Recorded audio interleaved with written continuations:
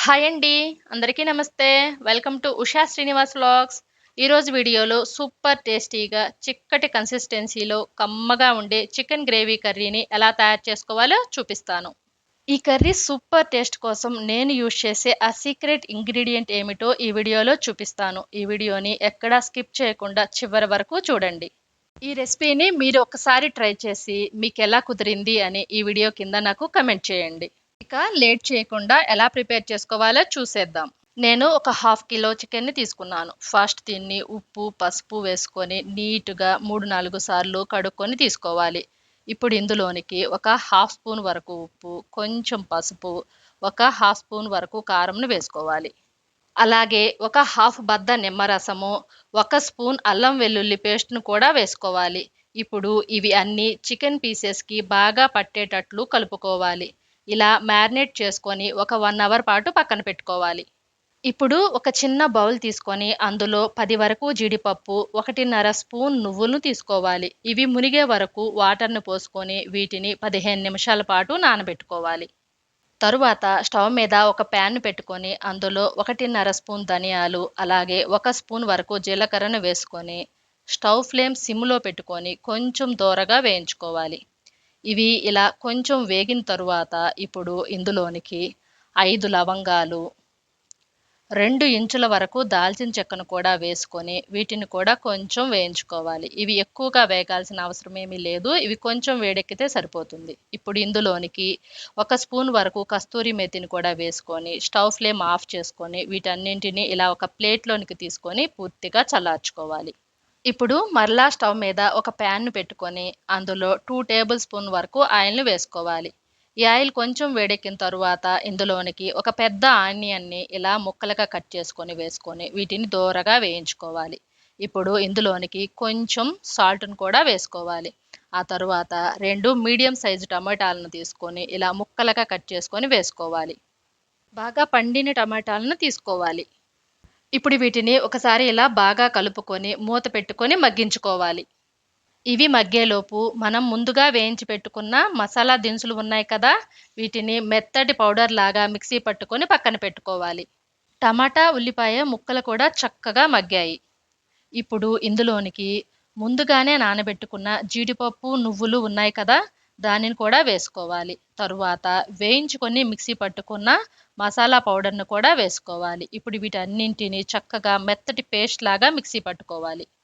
ఇప్పుడు స్టవ్ మీద ఒక ప్యాన్ పెట్టుకొని అందులో 3, 4 టేబుల్ స్పూన్ ఆయిల్‌ని వేసుకోవాలి. ఈ ఆయిల్ కొంచెం వేడెక్కిన తరువాత ఇందులోనికి ఒక హాఫ్ స్పూన్ వరకు పోపు దినుసులను వేసుకోవాలి. ఈ పోపు దినుసులు కొంచెం వేగిన తరువాత అందులోనికి ఇలా సన్నగా కట్ చేసుకున్న ఉల్లిపాయ ముక్కలను ఒక హాఫ్ కప్పు వరకు వేసుకోవాలి. అలాగే ఇప్పుడు ఇందులోనికి ఒక్క చిటికెడు సాల్టు, ఒక్క చిటికెడు పంచదారలను వేసుకోవాలి. ఒక హాఫ్ కేజీ చికెన్‌కి ఒక చిటికెడు షుగర్ అయితే సరిపోతుంది. ఎలా అయితే మనం స్వీట్స్ చేసుకునేటప్పుడు ఒక్క చిటికెడు సాల్ట్ వేస్తామో, అలాగే ఈ చికెన్ గ్రేవీ కర్రీలో ఒక్క చిటికెడు షుగర్‌ని వేశామంటే కర్రీ టేస్ట్ చాలా చాలా బావుంటుంది. మీరు ఒకసారి ఇలా ట్రై చేసి చూడండి. మీకు మీ ఇంట్లో వాళ్ళ దగ్గర నుంచి మంచి కాంప్లిమెంట్స్ వస్తాయి. నేను ఇంట్లో ఎక్కువగా చికెన్ గ్రేవీ కర్రీ ఇలానే చేస్తాను. మా ఫ్యామిలీ మెంబర్స్ ఫేవరెట్ రెసిపీ ఇది. ఆనియన్స్ కొంచెం మగ్గిన తరువాత 4, 5 రెమ్మల కరివేపాకును కూడా వేసుకోవాలి. ఇప్పుడు 4 పచ్చిమిర్చిని తీసుకొని ఇలా మధ్యలోనికి కట్ చేసుకొని వేసుకోవాలి. ఆనియన్స్‌ని, పచ్చిమిర్చిని ఇలా అప్పుడప్పుడు కలుపుకుంటూ వేయించుకోవాలి. ఆనియన్స్ ఇలా కొంచెం ఎర్రగా వేగిన తరువాత ఇందులోనికి మనం ముందుగా మ్యారినేట్ చేసి పెట్టుకున్న చికెన్ ఉంది కదా!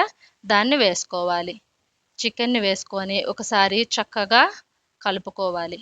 చికెన్‌ని ఒకసారి ఇలా బాగా కలుపుకున్న తరువాత మూత పెట్టుకొని మీడియం ఫ్లేమ్ మీద ఒక 10 నిమిషాల పాటు ఉడికించుకోవాలి. ఒక 4, 5 నిమిషాలకే ఇలా చికెన్‌లో నుంచి వాటర్ బయటికి రిలీజ్ అవ్వటం స్టార్ట్ అవుతుంది. ఇప్పుడు చికెన్‌ని ఒకసారి ఇలా బాగా కలుపుకొని ఇందులోనికి 1 స్పూన్ వరకు అల్లం వెల్లుల్లి పేస్ట్‌ని వేసుకోవాలి. ఈ అల్లం వెల్లుల్లి పేస్ట్ చికెన్‌కి బాగా పట్టేటట్లు ఒకసారి కలుపుకోవాలి. ఇది ఒక 2 మినిట్స్ ఇలా మగ్గిన తరువాత ఇందులోనికి 1 స్పూన్ వరకు కారము, హాఫ్ స్పూన్ వరకు ఉప్పులను కూడా వేసుకోవాలి. ఈ ఉప్పు, కారం ముక్కలకు బాగా పట్టేటట్లు ఇలా ఒకసారి కలుపుకొని మరొక 2 నిమిషాల పాటు దీన్ని మీడియం ఫ్లేమ్‌లో ఉడికించుకోవాలి. ఆ తరువాత మనం ముందుగా మిక్సీ పట్టుకొని పెట్టుకున్న చికెన్ మసాలా పేస్ట్‌ను కూడా వేసుకోవాలి. ఈ చికెన్ మసాలా పేస్ట్‌ని వేసుకున్న తర్వాత చికెన్ ఒకసారి బాగా కలుపుకొని, మూత పెట్టుకొని మరొక 5 నిమిషాల పాటు ఉడికించుకోవాలి. అడుగంటకుండా మధ్య మధ్యలో 1, 2 సార్లు చికెన్‌ని ఇలా కలుపుకుంటూ ఉండాలి. చికెన్ గ్రేవీ కూడా చక్కగా చిక్కబడింది. ఇంకా చికెన్ ముక్క ఉడికిందో లేదో చెక్ చేద్దాము. చికెన్ ముక్క కూడా చక్కగా ఉడికింది. ఇప్పుడు ఒకసారి చికెన్ని కలుపుకొని ఇప్పుడు ఇందులోనికి సన్నగా కట్ చేసుకున్న పుదీనాని ఒక పిడికెడు వరకు వేసుకుంటున్నాను. అలాగే కొత్తిమీరను కూడా ఒక పిడికెడు వేసుకుంటున్నాను. ఇలాగా బాగా మిక్స్ చేసుకోవాలి. కొత్తిమీర, పుదీనా కొంచెం ఎక్కువగా వేసుకుంటేనే గ్రేవీ చాలా టేస్టీగా ఉంటుంది. ఇలా మిక్స్ చేసుకున్న తర్వాత స్టవ్ ఫ్లేమ్ ఆఫ్ చేసుకొని సర్వ్ చేసుకోవడమే.